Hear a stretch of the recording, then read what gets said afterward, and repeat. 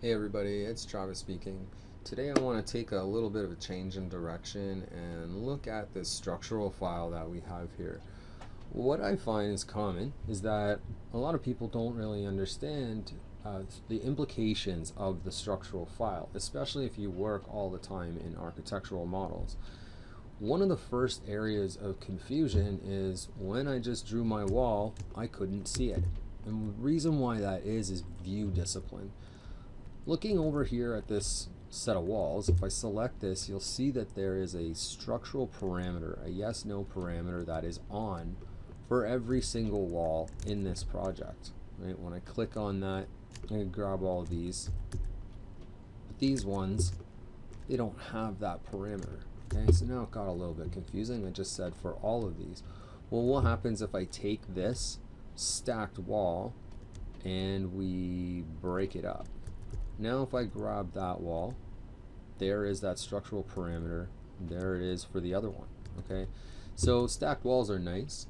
I'm not saying you need to break them all up, but I'm just saying if the two components or the two walls that made up this stacked wall weren't set to structural, I wouldn't see those in here any more than I would see this one if I take that off. And that's because of this discipline right here. Okay. So let's undo that. Now the other thing is, let's go take a look at some of these plans. If I go to the ground floor plan and we take a look at this one, okay, I am looking at a wall that is going from the ground floor up to the 4th floor. So that tells me that where my cut plane right now is set to be above this ground floor. But if it's a structural framing plan, should I not be looking at what is supporting the ground floor? Okay, so this is another bit of a nuance to Revit and structure, is the framing plans themselves actually have an option to look down or up. So right off the bat, if I am working on a structural template, is I break these down into two different view types essentially.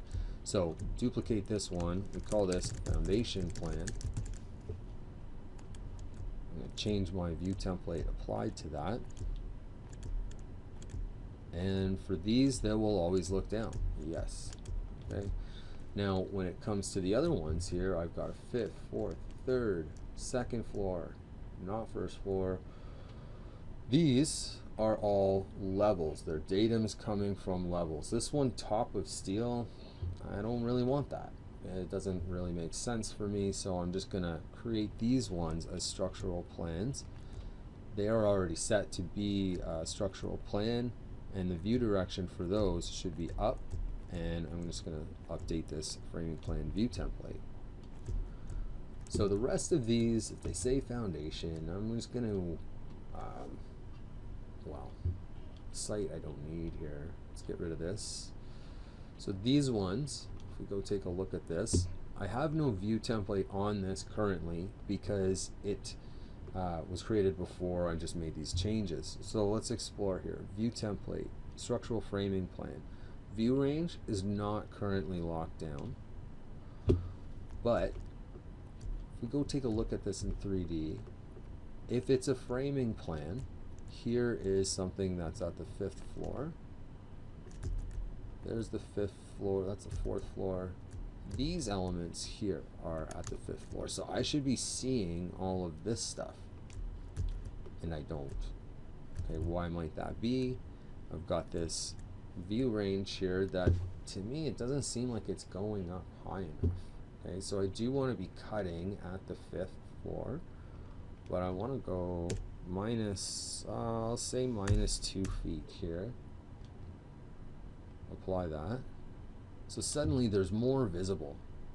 Okay, I can actually see that my cut plane was above the 5th floor, so I couldn't actually see what I was looking for.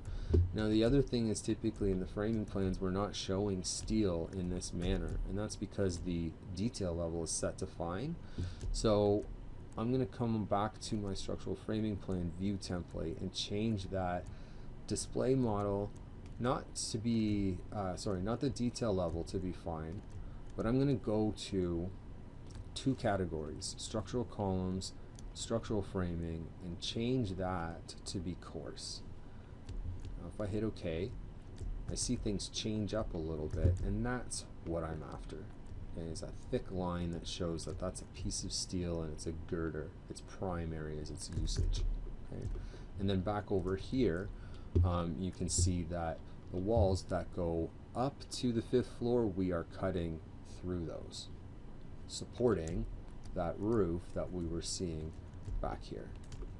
Okay, I should be seeing these as well, but looking at, maybe I'm not. They might be cutting through at just an awkward height, and if that's the case, then we may have to drop our cut plane even further, right? So maybe we make that -6, and yeah, now I'm starting to see some more of that geometry take shape here.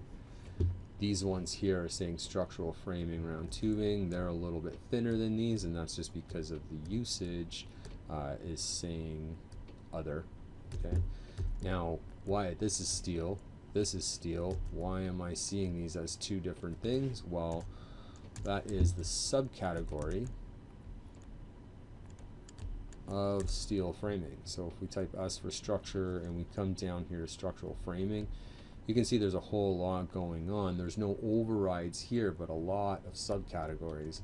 If we want to take a look at why those subcategories show differently, we would go to Manage, click on Object Styles, find the structural framing category, and now you can see you've got some different thicknesses going on here between other and primary.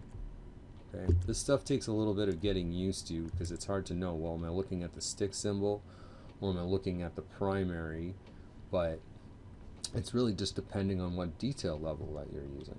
Okay, so anyway, we'll leave it at that. We'll get to exploring some more of these structural things, but in the meantime, thanks for watching. We'll talk to you soon. Bye now.